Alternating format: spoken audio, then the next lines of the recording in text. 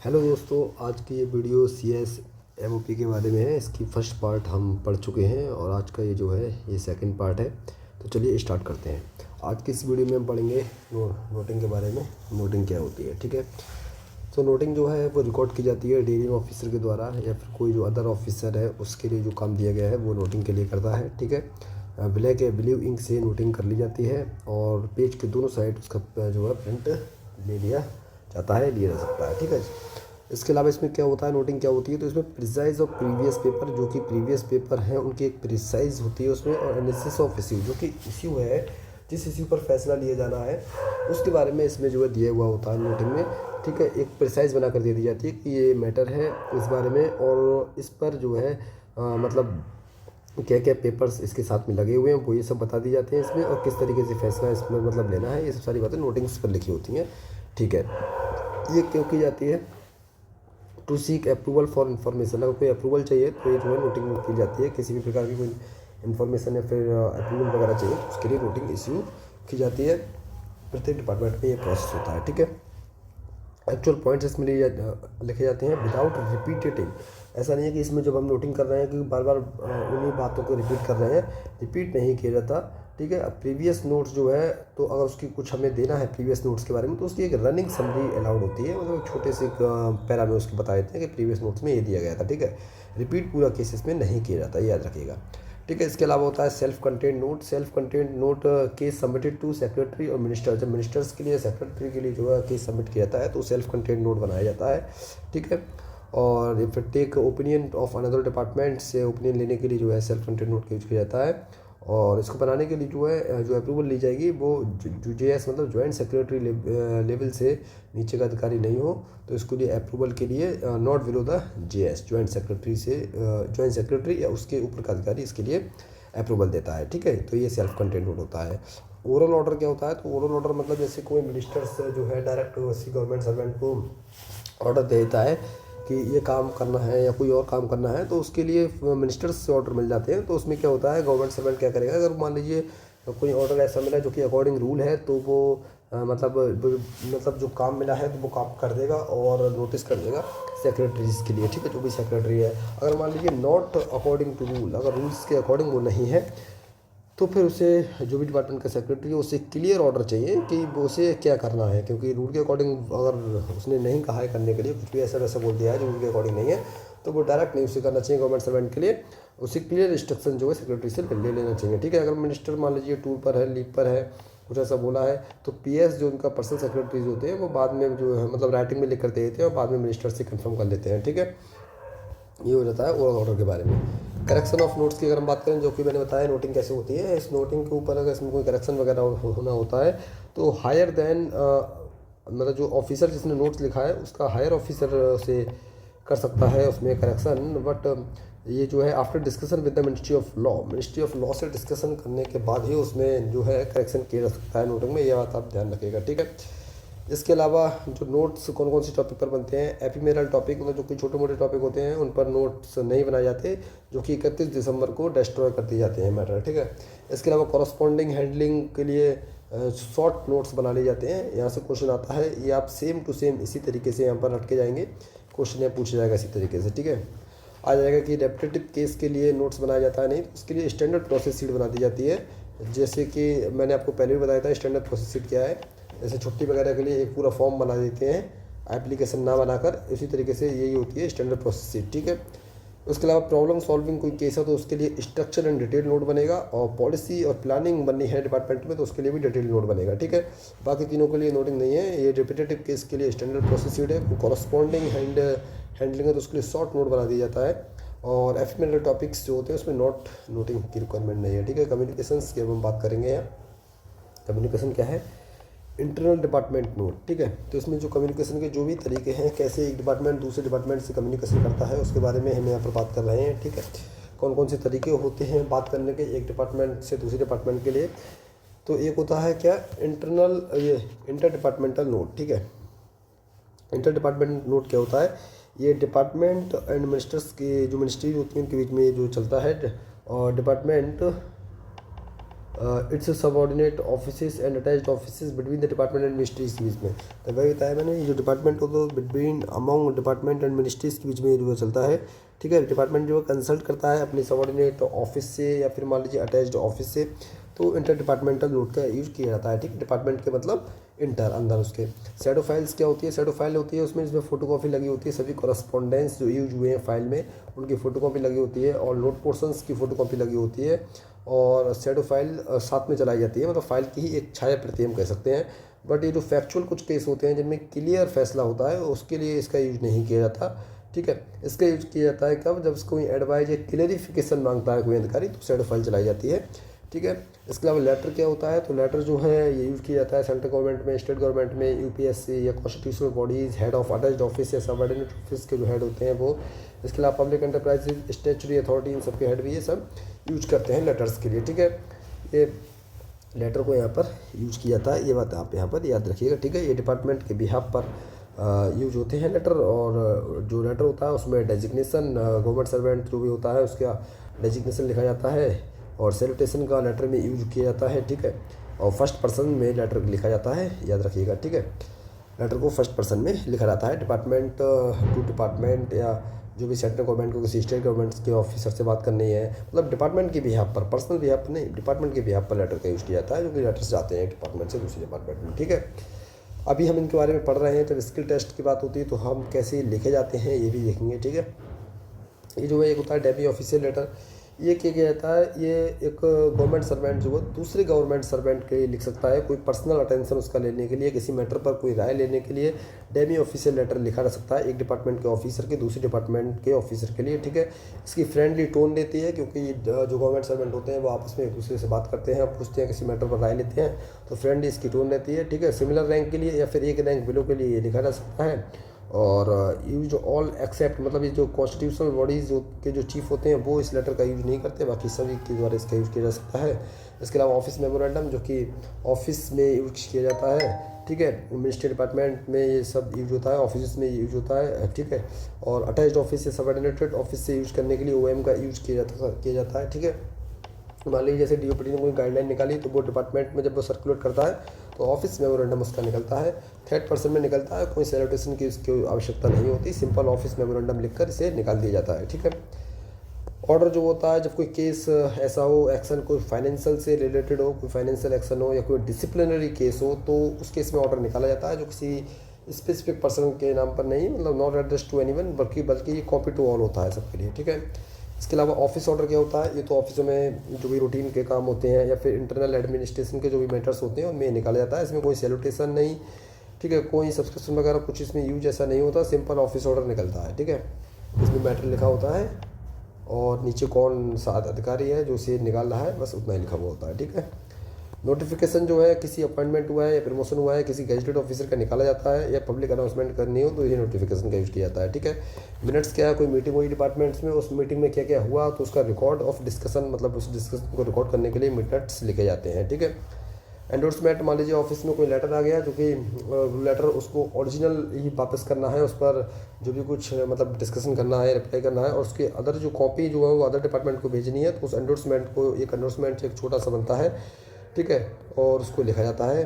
और मतलब अदर जो ओरिजिनल जो कॉपी है लेटर की जो भी आया है उसकी अदर कॉपी मतलब अदर डिपार्टमेंट को भेजनी होती है, तो उसका एंडोर्समेंट का यूज़ किया जाता है, ठीक है। और इसका यूज जो है स्टेट गवर्नमेंट या स्टेचुरी या कॉन्स्टिट्यूशनल बॉडीज़ के द्वारा नहीं होता, ठीक है। ड्राफ्टिंग क्या होती है? ड्राफ्टिंग देख लीजिएगा। ड्राफ्टिंग में एक बात याद रखेंगे आप कि जैसे सिंपल या स्ट्रेट फॉरवर्ड या फिर रेपिटेटिव जो नेचर के जो केस हैं उन पर ड्राफ्टिंग का कोई काम नहीं है, ठीक है। ड्राफ्टिंग पहले आप समझिए। ड्राफ्टिंग जैसे मान लीजिए कोई आप ऑफिस में किसी मतलब कोई एक ऐसा मैटर है जिस पर फाइनल डिसीजन ले जाना है, तो उस केस में आप ऐसा नहीं है कि एक बार में फाइनल लेटर बन जाएगा और उस पर तुरंत डिसीजन ले लिया जाएगा, पहले उससे पहले अप्रूवल सबकी चलती है, तो एक ड्राफ्ट बना लिया जाता है जिससे अगर कोई दिक्कत हो तो उसमें एडिटिंग की जा सके, ठीक है। तो ड्राफ्ट इसीलिए बनाया जाता है पहले। तो ड्राफ्टिंग जो है जो सिंपल मैटर होंगे या स्ट्रेट फॉरवर्ड जिन पे फैसला ले लिया जाएगा, जो कि रेपिटेटिव नेचर के हैं, बार बार होते हैं, तो उन पर तो ड्राफ्ट बनेगा ही नहीं। ड्राफ्ट कब बनेगा? जो कि मतलब कॉम्प्लेक्स नेचर का कोई केस आ गया या फिर जिस पर एक्शन लेने के लिए, डिसीजन लेने के लिए काफ़ी टाइम लगेगा, क्लियर नहीं है डिसीजन, तो उस केस में ड्राफ्ट की ज़रूरत पड़ती है, ठीक है। और इस पर जो ग्रेडिंग दी जाती है वो सेक्शन ऑफिसर या उससे ऊंचा होना चाहिए, उससे नीचे क्या ऑफिसर को ग्रेडिंग नहीं दे सकता। अर्जेंसी ग्रेडिंग डबल स्पेस में ड्राफ्टिंग होती है और उसको फेयर करना हो, ठीक है, नोटिंग करनी हो उसी की, तो वो सिंगल स्पेस में होती है, ठीक है, ध्यान रखिएगा, ठीक है। इसके अलावा चांसलरी लेटर जो होता है वो गवर्नमेंट यूज़ करती है, जो भी हमारे इंडियन डिप्लोमेटिक मिशन है अब्रॉड विदेशों में, तो ये चांसलरी लेटर के द्वारा उनसे बातचीत की जाती है, ठीक है। और कोई भी जो लेटर है वो इश्यू किया जाएगा प्रेसिडेंट के नाम पर, तो उस पर एटलीस्ट जो साइन वो होगा वो अंडर सेक्रेटरी लेवल या उससे ऊंचा अधिकारी करेगा, उससे नीचा अधिकारी कोई साइन नहीं कर सकता कोई प्रेसिडेंट के नाम पर अगर कोई लेटर वगैरह साइन मतलब अगर कोई इश्यू होता है तो, ठीक है, याद रखिएगा। अब बात कर लेते हैं हम यहाँ पर रिकॉर्ड मैनेजमेंट के बारे में हम बात कर लेते हैं। ये रिकॉर्ड मैनेजमेंट क्या है इसके बारे में हम यहाँ पर बात करेंगे, ठीक है। रिकॉर्ड मैनेजमेंट क्या है, अब रिकॉर्ड मैनेजमेंट जैसे कि ऑफिसों में रिकॉर्ड्स रखे जाते हैं उसके बारे में बात की गई है। इसमें 4 स्टेज होते हैं, record, retention, retrieval and feeding, ठीक है। और रिकॉर्ड मेंटेन करने के लिए डीआरओ मतलब ये डीआरओ मतलब जो डिपार्टमेंट रिकॉर्ड ऑफिसर होता है, ठीक है। तो ये डिपार्टमेंट रिकॉर्ड जो ऑफिसर होता है वो सेक्शन ऑफिसर से नीचे का ना हो, वो हो या ऊंचा कोई अधिकारी हो, वही डिपार्टमेंट रिकॉर्ड ऑफिसर होगा। और रिकॉर्ड्स को क्या होता है, ये 3 कैटेगरी में बांटा गया है, कैटेगरी ए, कैटेगरी बी और कैटेगरी सी, ठीक है। कैटेगरी ए में वो रिकॉर्ड्स आते हैं जो कि बहुत ज़्यादा इंपॉर्टेंट है, जिनका ओरिजिनल हमेशा रखना ही रखना है और वो रखे जाते हैं, साथ में उनकी माइक्रो फिल्म बनकर भी अंदर रख दी जाती है। कैटेगरी बी वालों की माइक्रो फिल्म बनाने की आवश्यकता नहीं होती है और ये मैक्सिमम 25 साल बाद इनका रिव्यू होता है। रिव्यू होने के बाद अगर इम्पोर्टेंट नहीं है तो डिस्पोज कर दी जाती है, अगर इम्पोर्टेंट है तो उनके लिए NAI भेज दी जाता है, नेशनल आर्कीव ऑफ इंडिया में, ठीक है। इसके अलावा कैटेगरी सी होती है। कैटेगरी सी में क्या होता है, स्पेसिफाइड पीरियड के लिए रखे जाते हैं जो कि 10 साल से ज़्यादा नहीं होता और कुछ इस तरीके से लिखा हुआ होता है, जैसे C7 लिख दिया तो ये 7 सालों के लिए है, इस तरीके से यहाँ लिखा हुआ होता है, ठीक है। इंडेक्स जो बनता है वो A एंड B कैटेगरी का ही बनता है, ये आप याद रखिएगा।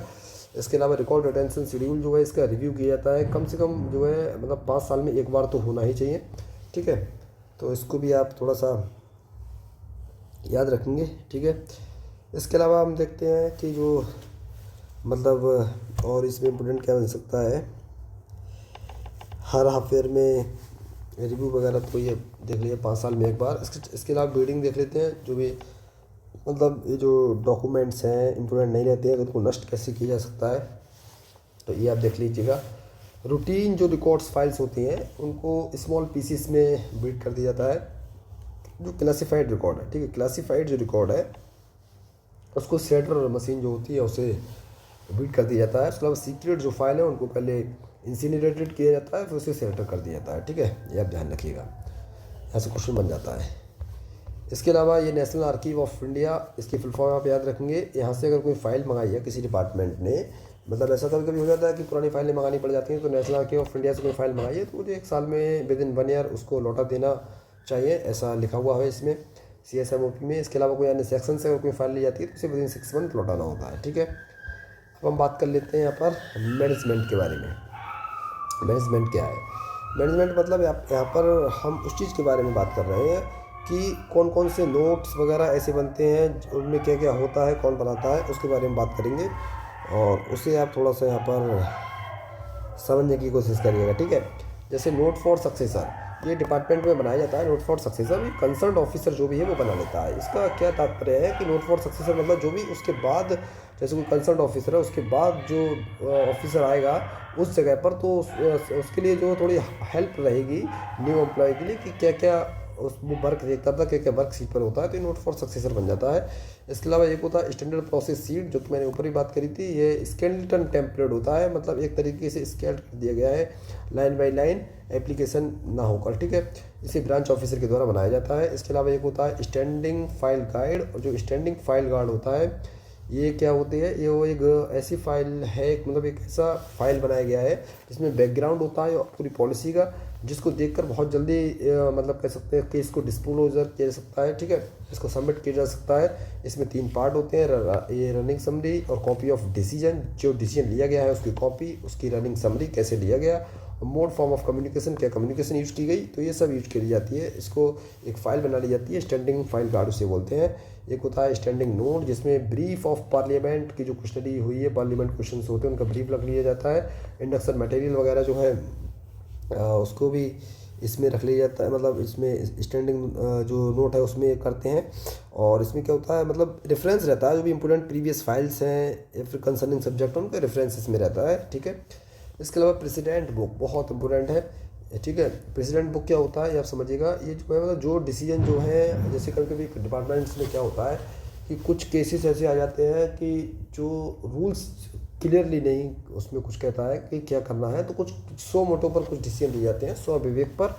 तो जो डिसीजन जो है सौ मोटो पर लिए गए हैं, रूल्स पर नहीं, तो उन्हें प्रेसिडेंट बुक्स बना दिया जाता है। मतलब कि ऐसा केस पहले आया था तो कैसे फैसला लिया गया था, तो उस आधार पर लिए जाते हैं। तो वो उनका जो मतलब एंट्री है एक तरीके से लिख कर रख लिया जाता है, ताकि भविष्य में ऐसा कोई केस आए तो कैसे फैसला लिया जाए। तो प्रेसिडेंट बुक को बना ली जाती है, जो कि ब्रांच ऑफिसर बनाता है, याद रखिएगा, ठीक है। इसके अलावा एक होता है रेफरेंस फोल्डर, जो कि इंडिविजुअल ऑफिसर बनाता है, मेंटेन करता है, ठीक है। इतना ही। इंडक्शन मटेरियल जो बनेगा वो जेएस जॉइंट सेक्रेटरी के गाइडेंस में ही बनता है, ठीक है, ये याद रखिएगा। इसके अलावा एक सीएस एमओपी में क्या है, वीआईपीज़ की लिस्ट दी गई है। क्वेश्चन बन जाता है इनमें से कौन वीआईपी की श्रेणी में नहीं आता। तो बहुत सारी वीआईपीज़ हैं, मैंने यहाँ पर उनके नाम लिख दिए हैं जो नॉट वीआईपी है, मतलब इनमें ये वीआईपी की श्रेणी में नहीं है। और यहाँ से क्वेश्चन आ जाता है, तो ये 5-6 पर रख लीजिएगा। इलेक्शन कमीशन, जजेस of high court, cabinet secretary, women commission, national commission of OBC और यूटी के गवर्नर एंड एडमिनिस्ट्रेटर। तो ये जो है वीआईपी की श्रेणी में नहीं आते, तो इन्हें यहाँ पर रख लीजिएगा, ठीक है। यहाँ से जो क्वेश्चन जो है पूछा जा सकता है, ठीक है, तो ये भी थोड़ा सा आप याद रखिएगा। नेक्स्ट अब हम बात करते हैं मॉनिटरिंग की। अगर मान लीजिए किसी भी आपके ऑफिस में, आपका भी गवर्नमेंट सर्वेंट यहाँ पर बनेंगे, तो आपके ऑफिस में कोई वर्क वगैरह आता है, तो CSMOP के अकॉर्डिंग वर्क का जो डिस्पोजल है वो 7 डेज़ में हो जाना चाहिए। कोई भी वर्क 7 डेज़ के बाद पेंडिंग नहीं रहना चाहिए, ठीक है। MP और VIP का कोई वर्क है, उन्होंने कोई रिकमेंडेशन भेजी है किसी वर्क के लिए, कोई वर्क उनका है, उनका लेटर आया है, तो उसके लिए एक सेपरेट रजिस्टर बनता है और उनका पर्सनल स्टाफ भी बनाता है जो भी है, और ईच सेक्शन के द्वारा बनाया जाता है, और उस पर एक सीरियल नंबर दिया जाता है रेड इंक से, ठीक है, याद रखिएगा आप, ठीक है। इसके अलावा एवरी क्लासिफाइड जो फाइल होती है, जो क्लासिफाइड फाइल्स जो होती हैं उनका रिव्यू होगा 5 साल में एक बार, ये आप याद रखेंगे। और कोई अगर मीटिंग हो रही है बाहर आउटसाइड, तो सेक्शन ऑफिसर या डेस्क ऑफिसर से नीचे का जो अधिकारी है वो नहीं जाएगा, कम से कम सेक्शन ऑफिसर या डेस्क ऑफिसर हो वही जाएगा, ठीक है। और वो मतलब ले जा सकता है कॉन्फिडेंशियल फाइल्स को, जो है ले जा सकता है, ठीक है, कॉन्फिडेंशियल फाइल्स को। बट सीक्रेट पेपर्स जो होते हैं उनके लिए जो है not below the under secretary से नीचे का अधिकारी नहीं ले जा सकता। सीक्रेट फाइल्स के लिए, कोई कॉन्फिडेंशियल फाइल्स के लिए ले जा सकता है, बट सीक्रेट फाइल के लिए यही लेके जाएगा। और उसके लिए भी जो है JS की परमिशन होनी चाहिए, ठीक है। लिखा होगा उस पर कि फॉर ऑफिस यूज ओनली, इस तरीके से लिखा रहता है, ठीक है। तो ये आप ये इस तरीके से यहाँ पर याद रखेंगे, ठीक है। थोड़ा सा जैसे और मैं बात करूँ, जैसे पर्पस, जैसे इंस्पेक्शन वगैरह या जो ऑफिस में होती है, तो जो भी ईच डेस्क या फिर सेक्शन होता है, यहाँ पर थोड़ा सा लिख दे रहा हूँ मैं, डेस्क है या फिर मान लीजिए जो सेक्शन है उसका इंस्पेक्शन 1 साल में एक बार, ठीक है, 1 साल में एक बार होगा, ठीक है। और जो CRU है जो हमने पढ़ा था, इसमें central registry unit and record room, इसका भी इंस्पेक्शन होगा। और CRU सेंट्रल रजिस्ट्री यूनिट, मतलब एक ऑफिस का वह स्थान जहाँ सारी जो रसीद वगैरह लेटर्स वगैरह आते हैं CRU में, ठीक है। और इसका जो इंस्पेक्शन करेगा कौन करेगा, IT सेल एंड NIC, ठीक है। और सेम है, साल में एक बार होगा। और रिकॉर्ड रूम का भी सेम है, बट इसका इंस्पेक्शन NAI करेगा, नेशनल आर्काइव ऑफ इंडिया, साल में एक बार, ठीक है। ये आपको यहाँ पर याद रखना है। इसके अलावा सेक्शन एंड जो डेस्क जो होती है वो अगर इंस्पेक्ट की जाएगी, सेक्शन होता है एंड डेस्क, ये इसे अगर इंस्पेक्ट करना है तो वो नॉट बिलो डिप्टी सेक्रेटरी के द्वारा इंस्पेक्ट की जा सकती है, ठीक है। इसे आप याद रखेंगे, ठीक है। इसके अलावा कुछ हम फुल फॉर्म्स की बात कर लेते हैं जो कि आपको याद होनी चाहिए, ठीक है। कुछ फुल फॉर्म्स मैं आपको यहाँ पर बता देता हूँ कौन कौन सी, देखिएगा कौन कौन सी हैं। एक तो है SFC जो कि है स्टेट फाइनेंशियल कॉरपोरेशन, एक है EFC जो एक है एक्सपेंडिचर फाइनेंस कमिटी, DARPG। ये क्या होता है DARPG? ये होता है डिपार्टमेंट ऑफ एडमिनिस्ट्रेशन